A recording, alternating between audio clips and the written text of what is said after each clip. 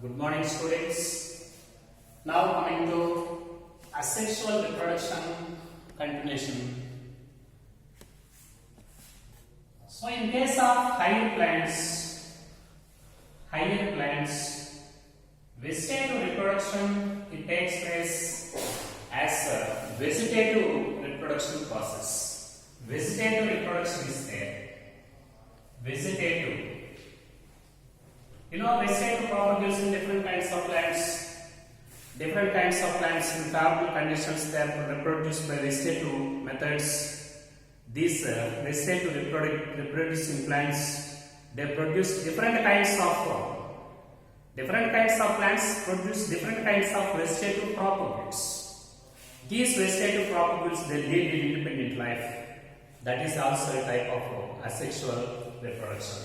For example, these vegetative units are called propagules. Vegetative units are called propagules. Different kinds of propagules. For example, runners. Best examples for these runners, oxalis,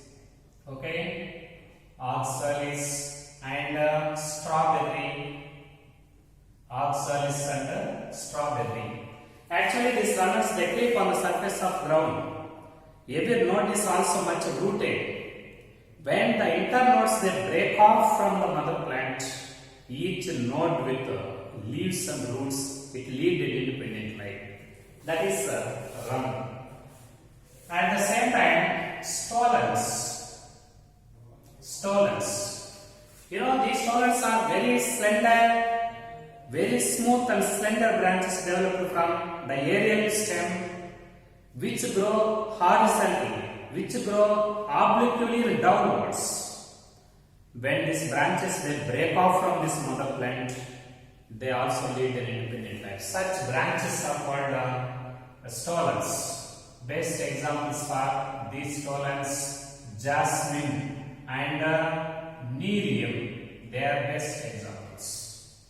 Stolons are found in jasmine and nerium. Similarly, another one is suckers.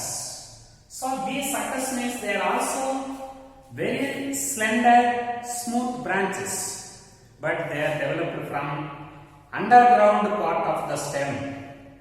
They are originated inside the soil from the stem. They grow obliquely upwards. Such slender branches are called suckers. Example, musa. Musa means banana. Banana is one of the best example. And chrysanthemum. Chrysanthemum. Banana and chrysanthemum. They are the best examples. So, what is the difference between stolons and suckers? Both are branches. But stolons are originated from aerial part of the stem just nearer to the ground. But suckers they are developed from underground part of the stem. Stolons they grow obliquely downwards. Suckers they grow obliquely upwards. Both are slender branches. Suckers are present in Musa paradise, the banana, and also present in Chrysanthemum indica. At the same time, oxalis. Generally, these oxalis they are usually found in free floating hydrophytes like pistia, free floating hydrophytes like pistia and eichhornia. Pistia and eichhornia. Actually, these two plants they are free floating hydrophytes. Here, the stem is reduced into a small biconvex shaped disc. Already know all these points in morphology. Root and stem modifications. So, stem is reduced into a biconvex shaped disc and axillary parts of this reduced stem they give rise horizontal single internodal branches. Such horizontal single internodal branches are called offsets. Every offset is terminates into a group of leaves in rosette manner and balancing roots towards the lower side. Offsets found in pistia, eichhornia. At the same time, underground these are subaerial stem modifications. And underground stem modifications like rhizome. Okay, this is horizontally growing underground stem modification, and dorsiventrally differentiated underground stem. Best examples: ginger, and curcuma is best example. Ginger, okay, curcuma, garlic. They are the best examples. And calm. This is also one of the underground stem modification, but this grows vertically inside the ground.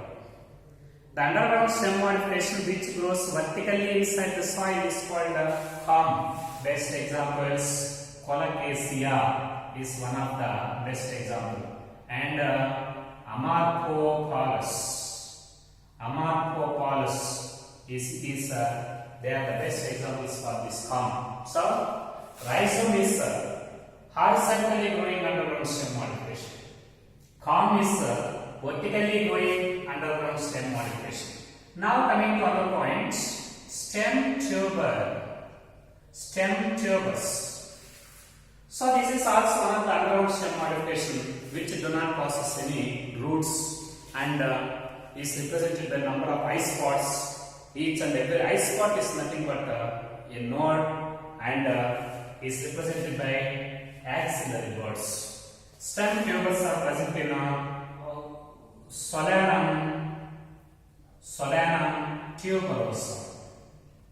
Solanum tuberosum. Okay, and scientific name of potato, Solanum tuberose. This is stem tuber. At the same time, some of the underground stem modifications like bulbs. These bulbs here also stem is reduced into a small disc-like structure with many scale leaves, fleshy scale leaves arranged concentrically. And best examples: Allium cepa. This is the scientific name of onion. Allium cepa, onion. Okay. At the same time, reproductive leaves. Some of the plants they produce leaves that help in vegetative reproduction. In some plants, leaves also aid in vegetative reproduction due to presence of epipillous buds. What are epipillous buds? Already know this point in leaf modifications, reproductive leaves. The very minute vegetative buds present on the surface of leaf are called epipillous buds. Leaf buds on leaf or leaf buds are called epipillous buds. Best examples: one is bryophyllum is one of the best example. Bryophyllum, and also present in Scilla indica. In case of bryophyllum, these epipillous buds are present on the notches of crenate margin of the leaf. They are present in the margin. But in case of Scilla indica, leaf epipillous buds, they are present at the tip of the leaf. Very, very important. In the notches of crenate margin of the leaf in bryophyllum. Leaf apex or leaf tip in case of Scilla indica. So all these are they are the different kinds of vegetative propagules that help in vegetative reproduction in plant. Okay, very, very important. 1. Runners oxalis strawberry. 2. Stolons jasmine neem. 3. Suckers musa banana and chrysanthemum. Offsets pistia hyponia. Rhizome ginger curcuma. Calm, colocasia, amorphophallus. Stem tuber, Solanum tuberosum, potato. And bulbs, Allium cepa, onion. And reproductive leaves present in bryophyllum and Scilla indica. What is the position of epipillous buds in bryophyllum and Scilla? In case of bryophyllum, epipillous buds are present in the notches of crenate margin of the leaf. But in Scilla indica, they are present at the tip of leaf. That is, they are the vegetative propagules of various plants. Here, very important. Vegetative reproduction is also a type of asexual reproduction. Why vegetative reproduction is also considered as a type of asexual reproduction? Because in vegetative reproduction also, only one parent is involved. No gametes formation, no fertilization, no variation. So that vegetative reproduction is also a type of asexual reproduction. Vegetative reproduction in higher plants is also a type of asexual reproduction because only one parent is involved and the gametes are not formed and fertilization not involved and offsprings are identical. Okay? The plants which are formed by this vegetative reproduction, they are genotypically, okay, and phenotypically. Genotypically and phenotypically, they are similar. Genotypically and phenotypically, these offsprings are similar. Such offsprings, they are also called clones. Such offspring is also called clone. What is clone? Very, very important. A group of plants obtained from a group of plants formed by a single parent by vegetative reproduction. The progeny formed by vegetative reproduction of single parent, they are considered as clone. All the offsprings present in this clone, they are phenotypically, genotypically similar because they are formed by, they are the products of vegetative reproduction and are formed from only one single parent. So, is named as clone. Now coming to another point. Students, in some plants, the plants, they are rapidly propagated by this vegetative reproduction. For example, one of the plants, that is Eichhornia. Okay? This Eichhornia, it is rapidly distributed over the surface of stagnant water. It has the ability to produce a large number of vegetative propagules within a very short period of time. Rapid vegetative reproduction takes place in Eichhornia. Actually, this Eichhornia, this is also called water hyacinth. Water hyacinth. Okay? And this is also called terror of Bengal. Terror of Bengal. Very, very important. Which plant is considered as the terror of Bengal and water hyacinth? Eichhornia is considered as water hyacinth or terror of Bengal. This terror of Bengal, it is vegetatively propagated by hopsets. Very, very important. Hopsets. Okay. What are the properties of terror of Bengal vegetatively? Hopsets. Such hopsets, they maintain the rapid vegetative reproduction over the surface of stagnant water. Generally, these plants are introduced into India because of their beautiful flowers. Beautiful flowers. Okay, and interesting leaf shape. Interesting leaf shape. Very, very important. They are the reasons to introduce. They are the reasons for introduction of these plants into India. So, actually, this terror of Bengal is introduced into India because of their beautiful flowers, because of their interesting leaf shape. What's the interesting leaf shape of these plants? Leaf petioles are spongy petioles. Okay, leaf petioles, they look like balloons. Spongy petioles are present in these plants. So, they are introduced in India because of their beautiful flowers and interesting leaf shape. Generally, these plants, they drain oxygen from water. They drain oxygen from water. Very, very important. These plants, they occupy the pond within very short period of time. They drains oxygen from water. Okay? They drains oxygen from water. Because of this reason, these eukaryotic plants, they are very harmful to fishes. So they drains oxygen from water and they leads to the death of, sometimes they may leads to the death of fishes. Leads to the death of fishes. Why it leads to the death of fishes? It drains oxygen from water. Due to absence of sufficient amount of oxygen in water, aquatic animals, especially fishes, they will be died. So, they drains oxygen from water and they leads to the death of aquatic animals, especially fishes. That is the speciality of eukaryotic. Now coming to the point, students, you know some of the crops. Okay, how the plants, how the plants they are cultivated, like banana